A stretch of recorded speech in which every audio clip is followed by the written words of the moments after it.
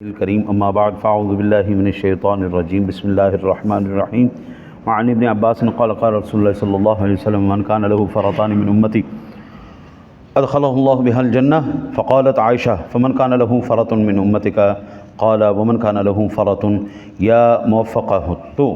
فقالت فمن لم يكن له فرط من أمتك قال فأنا فرط أمتي لن يصابوا بمثلي رواه الترمذي وقال هذا حديث غريب۔ حضرت ابن عباس رضی اللہ تعالی عنہما سے روایت ہے، فرماتے ہیں کہ رسول اکرم صلی اللہ علیہ وسلم نے ارشاد فرمایا میری امت میں سے جس کے دو بچے فرط ہوں، فرط سے مراد ہوتا ہے کہ بچپن میں فوت ہو جانا، سن بلوغت سے پہلے فرط ہوں، تو اللہ تعالیٰ اس کی برکت سے جنت میں داخل کرے گا۔ تو ام المؤمنین امی عائشہ صدیقہ طیبہ طاہرہ رضی اللہ تعالی عنہا نے عرض کیا کہ یا رسول اللہ جس امتی کا ایک بچہ فرط ہو، یعنی ایک بچہ بچپن میں فوت ہو گیا ہو، پیش رو ہو، تو فرمایا اے توفیق خیر والی، وہ بھی جس کا ایک ہی فرط ہو، یعنی اللہ تعالیٰ اس کو بھی جنت میں داخل فرمائے گا۔ وہ بولی جس امتی کا کوئی فرط نہ ہو، کوئی بچہ بچپن میں فوت ہی نہیں ہوا، تو فرمایا اس کا میں ہی فرط ہوں، یعنی پیش رو ہوں، انہیں میری جیسی مصیبت نہ پہنچے گی۔ میں اس کے دوسرے حصے پہ پہلے میں عرض کرنا چاہوں، میں نے ایک ویڈیو دیکھی، ایک عالم دین جناب رسالت مآب صلی اللہ علیہ وسلم کی حیات مبارکہ پر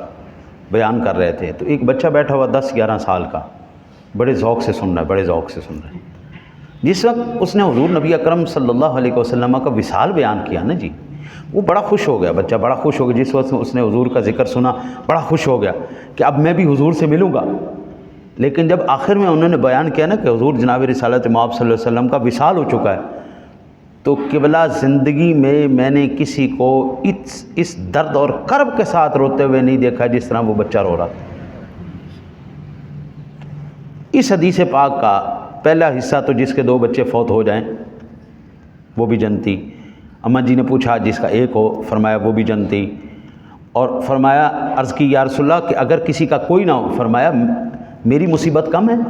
یعنی جو میں فوت ہو گیا ہوں یہ میری جدائی کا غم میرے امتی کے لیے کم ہے۔ آج بھی قبلہ بیان کرنے والا ہو اور عشق رسول جس کے سینے میں ہلکی سی بھی چنگاری لگی ہو نا، تو قبلہ ممکن نہیں ہے کہ عشق رسول میں اس کی آنسو نہ بہے، ہاں بیان کرنے والا ہو، دلوں میں بات اترتی چلی جائے، ہاں جی، تو پھر حضور کے عشق میں آنسو تو بہتے ہیں۔ تو آقا جی نے فرمایا تم لوگ پریشان نہ ہو، میں ہوں نا۔ اب اس حدیث پاک سے ایک مطلب سادہ وہ یہ کہ جس بچے کے فوت ہونے پر ماں باپ صبر کر جائیں، صبر کا بدلہ اللہ ان کو جنت عطا فرمائے گا۔ دوسرا اس کے معنی یہ ہیں کہ وہ لوگ پیش رو ہیں، وہ پہلے جائیں گے، کل اللہ نہ کرے ماں باپ، ظاہری بات ہے بندہ بشر ہے بھئی، ہر ایک قسم کے اعمال اس سے سرزد ہوتے ہیں، اچھے بھی برے بھی۔ اگر خدا نہ خواستہ ہم سے برے اعمال زیادہ سرزد ہو گئے، ہم پر جنت واجب ہو گئی، تو وہ جو بچپن میں بچہ فوت ہوا ہے نا جی، وہ کل قیامت والے دن اللہ کی بارگاہ میں حاضر ہو جائے گا۔ جب اللہ ان والدین کو جہنم کا مجدہ سنائے گا، نہیں چلو بھئی جہنم میں جاؤ،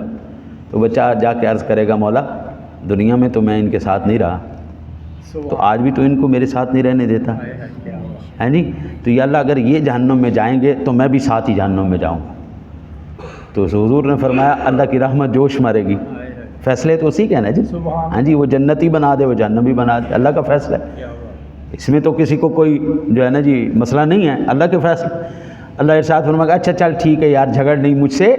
چل ماں باپ کو بھی جنت میں لے جا، ہاں جی۔ تو اللہ تعالیٰ کا یہ احسان ہے جناب، مصیبت پر جو صبر کرتا ہے اللہ تعالیٰ اس کو بھی اجر سے محروم نہیں رکھتا۔ پھر جو آقا کریم علیہ الصلوۃ والسلام کا ارشاد گرامی ہے نا جی کہ میں بھی ان کا فرط ہوں، تو اس کا مطلب یہ نہیں ہے کہ صرف بچے ہی بخشوائیں گے، حضور جناب رسالت مآب صلی اللہ علیہ وسلم کے دامن رحمت سے ہی شفاعت جوڑی ہے، ہاں بخشش انہی کے صدقے ہونی ہے۔ ہم جب تک آپ سرکار کے امتی ہیں ہم وفادار، دیکھیں گناہگار بندہ ہوتا ہے، عمل زیادہ ہیں عمل کم ہیں،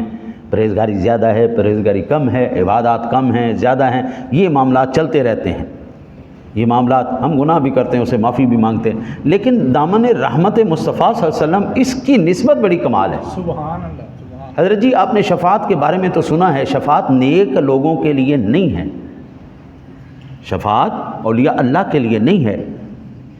پیروں فقیروں کے لیے جو اللہ کے نیک ان کے لیے نہیں، بلکہ شفاعت ان لوگوں کے لیے ہے جو اپنے اعمال کی وجہ سے جہنم میں چلے جائیں گے، حضور وہاں سے ان کو نکال کے جنت عطا فرمائیں گے، اس کو کہتے ہیں شفاعت۔ کیا بات۔ ہاں جی، سادہ لفظوں میں ہمارے ایک ٹرم استعمال کی جاتی ہے وکیل۔ جب عدالت میں جج صاحب کے سامنے وکیل پیش ہوتا ہے نا جی، تو وکیل کا ایک ہی موقف ہوتا ہے، اگرچہ اس کا جو موقع جو ہے اس کا جس کا وہ وکیل ہے، ہاں جی، وہ اگرچہ گناہ گار ہو، وکیل ایک ہی کہتا ہے کہ جناب جج صاحب میرا موکل جو ہے وہ بالکل بے قصور ہے، اس کا کوئی قصور نہیں، اگرچہ وہ مجرم بھی ہو۔ حضور وکیل نہیں ہیں، حضور شفیع ہیں۔ جب عدالت الہی میں فیصلہ لگے گا اس وقت یہ نہیں کہا جائے گا کہ مولا یہ اس نے گناہ نہیں کیے، یہاں اس نے گناہ، بلکہ یہ کہا جائے گا یا اللہ یہ گناہ گار بھی ہے، اس نے گناہ بھی کیے ہیں، بدعمالیاں بھی کی ہیں، لیکن آج یہاں پر اس کا آنا نہیں، میرا آنا دیکھا جائے۔ سبحان اللہ۔ اس وقت پھر حضور کا آنا دیکھا جائے گا۔ اللہ فرمائے اچھا چل محبوب آپ نے شفاعت کر دی تو چلو ٹھیک ہے، اس کو بھی لے جاؤ۔ دعا کرو اللہ تعالیٰ آپ کو مجھے عمل کی توفیق عطا